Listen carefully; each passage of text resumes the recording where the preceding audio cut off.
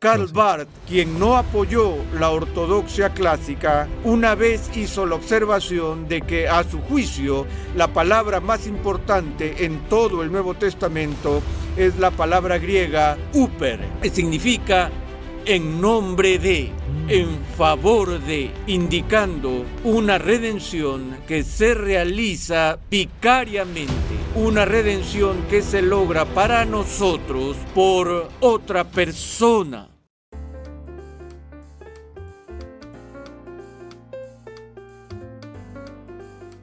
Bienvenido al podcast El Libro Abierto. Este es Emanuel Soto con ustedes. Y Giancarlo Nathan. Y en este momento vamos a estar reaccionando a una enseñanza de R.C. Sproul que él tituló ¿Por qué murió Cristo? Una de las cosas que me encanta de R.C. Sproul, que yo lo he escuchado un montón. Yo no sé si tú, pero yo por lo menos, yo lo he escuchado un montón. Una de las cosas que me encanta es que sus enseñanzas son claras, son directas, y tú dices, oye, él tuvo que haber apuntado algo. Pero él tiene una clase de mente. Eso es lo que hace que hasta los otros pastores alrededor de él dicen, ridículo. Está tipo brutal. lo hacía todo aquí. Está brutal. Y créeme que vamos a disfrutar de esta enseñanza de él. Yo he escuchado muchas de él y yo sé que esta no es excepción. ¿Por qué murió Cristo? Una pregunta muy importante. Ya sabes que el enlace va a estar en la descripción por si lo quieres ver completo. Este dura como 23 minutos. Sí. Muy bueno, accesible. Y nada, ahora vamos para allá. Vamos a meter mano. Vamos a ver R.C. Sproul. Dito, que descansa en paz. Literal. Que descanse en paz. Cuando era un estudiante de seminario en una institución Jovencito. bastante liberal, recuerdo que hubo un incidente en una de nuestras clases de homilética, clases diseñadas para enseñarte a predicar. Y nuestro profesor de homilética era básicamente un instructor de discurso, no un teólogo o un estudioso bíblico, por lo que normalmente al final del sermón de cada estudiante daba un análisis y una crítica de la entrega y la organización del contenido, pero por lo general se abstenía de cualquier crítica del contenido teológico. Pero recuerdo que un día uno de los alumnos de la clase dio lo que yo pensé que fue un mensaje conmovedor sobre la postura de satisfacción sustitutiva de la expiación. Y cuando terminó, el profesor de homilética perdió los estribos, estaba casi fuera de control. Y habló y dijo, ¿cómo te atreves a predicar la teoría de la satisfacción sustitutiva de la expiación en esta época y tiempos? No pude resistirme a levantar la mano y me cedió la palabra y dije, disculpe, pero ¿qué tiene esta época y tiempo que hace que la doctrina bíblica clásica de la expiación sea repentinamente obsoleta? Y lo discutimos, pero lo que quiero decir es que ha habido una resistencia fuerte en nuestros días contra la postura clásica de la expiación. Como mencioné cuando vimos el aspecto de la satisfacción de la expiación, hay quienes creen que es simplemente bárbaro y precientífico pensar en una expiación por la cual alguien funge como sustituto y derrama su propia sangre para satisfacer las demandas de la justicia de Dios. Pero solamente para explicar un poquito, ¿qué es esa doctrina? En palabras sencillas es que Cristo, cuando murió por nosotros, Él cargó tu culpa, nuestros pecados, y que cuando Él resucitó y nosotros tenemos fe en Él, la justicia de Él viene a ser parte, viene a ser nuestra. Es una sustitución literalmente. Lo que el liberal, como lo está explicando, no le gusta es la idea de que se necesite un sacrificio por nuestros pecados. En este caso, Cristo que haya tenido que morir por nosotros. Esa idea para el liberal no tenía sentido. Y eso es lo que R.C. Sproul está explicando. Como dice, mira, yo no me resistí, yo tuve que levantar la mano. Hasta yo digo que estuviera ahí. Sí, y es que es una doctrina importantísima que se entienda y eso es lo que R.C. Sproul está discutiendo ahí. Vamos a seguir aquí. Pero la idea de la sustitución está tan profundamente arraigada en todo el concepto bíblico de redención que eliminar la sustitución de nuestra teología y de nuestra cristología es, a mi juicio, simplemente descartar las escrituras por completo. Karl Barth, quien no apoyó la ortodoxia clásica, una vez hizo la observación de que, a su juicio, la palabra más importante en todo el Nuevo Testamento es la palabra griega huper, que significa en nombre de, en favor de, indicando una redención que se realiza vicariamente, una redención que se logra para nosotros por otra persona. Ahora, de nuevo, el Nuevo Testamento mira a Jesús y entre los títulos que se le dan a Jesús en el Nuevo Testamento está el título del último Adán o el nuevo Adán, en el que Cristo se convierte en un representante de una manera análoga a la manera en que Adán fue nuestro primer representante. Y el Nuevo Testamento elabora el punto de que en la caída de un hombre, la ruina y la muerte vino al mundo, y por medio de la obediencia de este otro hombre, la redención vino a nosotros. Entonces vemos este concepto de representación en el Nuevo Testamento con respecto al papel de Jesús como el Adán exitoso, el último Adán, quien hace por nosotros, por su pueblo, lo que el primer Adán no logró.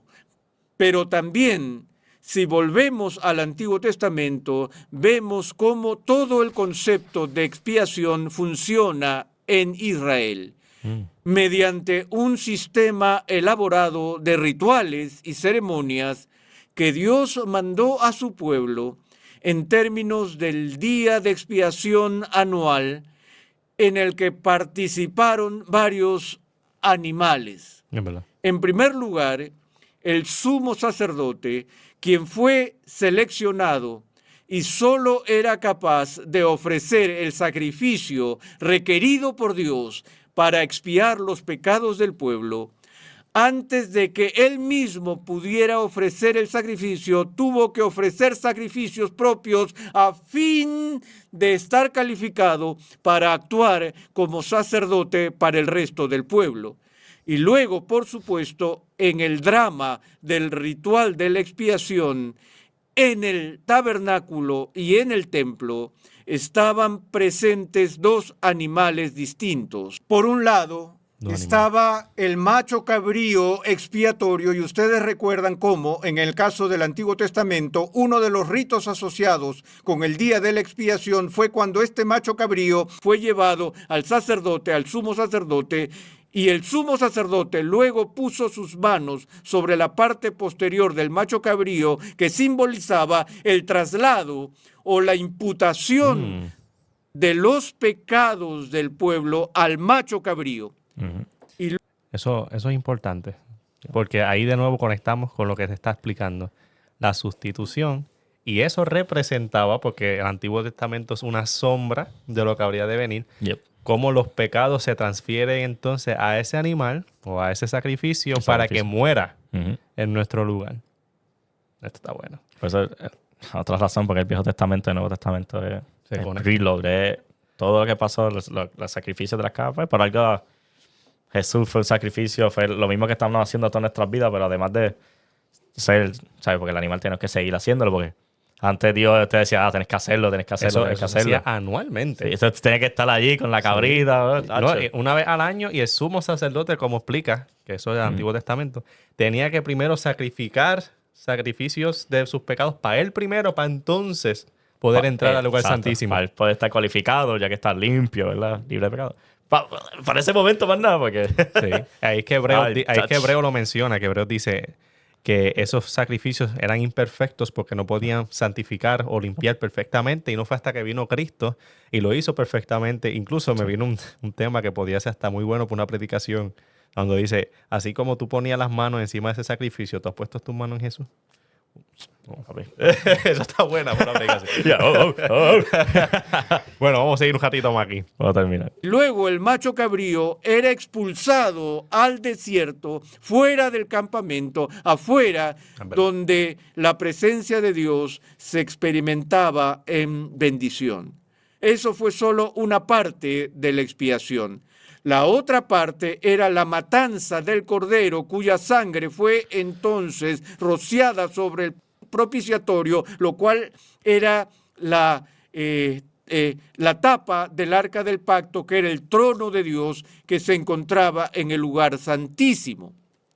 Y de hecho, el lenguaje que se utiliza allí es que ese propiciatorio fue llamado la reconciliación, porque allí la sangre que se derramaba indicaba la manera o los medios por los cuales Dios se reconciliaría con su pueblo. Y así tienes esta ceremonia elaborada y ritual. Sin embargo, en el Nuevo Testamento se nos recuerda que estos sustitutos que se utilizaron en la ceremonia del día de expiación en el Antiguo Testamento no eran más que sombras de una realidad que vendría más tarde. El autor de Hebreos nos dice que la sangre de toros y machos cabríos no puede quitar los pecados, por lo que el valor de estos sacrificios expiatorios en el Antiguo Testamento se limitó a que hubiera una dramatización o ilustración de una expiación auténtica que estaba por venir. En otras palabras, se nos dice que las personas estaban justificadas por creer en la promesa de Dios, y eso por observar los ritos y ceremonias que estaban viendo, como dije, sombras de una realidad que aún no había llegado. Y lo único por lo que los pecados del pueblo en Israel recibieron verdadera expiación fue por la expiación de Cristo. Amén. Que estas otras cosas simplemente presagiaban y significaban. Pero el punto que quiero que vean es que en esa ceremonia del Antiguo Testamento el concepto de sustitución era central. Era central. Papi, ahí. Era central. Y Punto es central. llevado. Muy bien, No nice. vemos ni la mitad del video. Se pueden seguir viéndolo. Sí, 8 minutitos ahí lo que le dimos. Pero es que yo no puedo creer que hay gente que todavía... No crea eso, tristemente, y especialmente en seminarios liberales que no siquiera le sirven a Dios. Gente, por eso es bueno conocer y buscar de buenos maestros de la palabra que realmente crean que la palabra es inspirada por Dios y que lo enseñen de tal manera. Que no se contradigan, que no digan creo en Dios, pero la palabra la de Dios está mal. No, No, ahí eso no se sentido. puede. Gloria a Dios por personas como él, que aunque ya falleció, está en la presencia del Señor. Sí. Él se crió y estudió en una escuela liberal. Y mira cómo salió. Ese pobre hombre está... Él salió, como uno dice, bajo fuego, y con Sí. todo eso permaneció firme. Cuando otros se confundían. Y Sí. gloria a Dios que él siguió No, siguió el enseñando. Tipo ahí, él mucho, aprendió de la mentalidad de jóvenes que hay. Y eso lo motivó más a estudiar. La Y verdad. para poder, pues mira, pues las clases que él hacía era contra eso. Gente, mira, si quieres ver el video, ya sabes, la enseñanza va a estar en el enlace a la parte de abajo para que le dé clic. Si le gustó el video, no olvide darle like porque eso ayuda un montón para que las personas sigan escuchando más contenido como este. Y suscríbase al canal si no lo ha hecho. Gente, nos veremos en la próxima. Gracias. Gracias.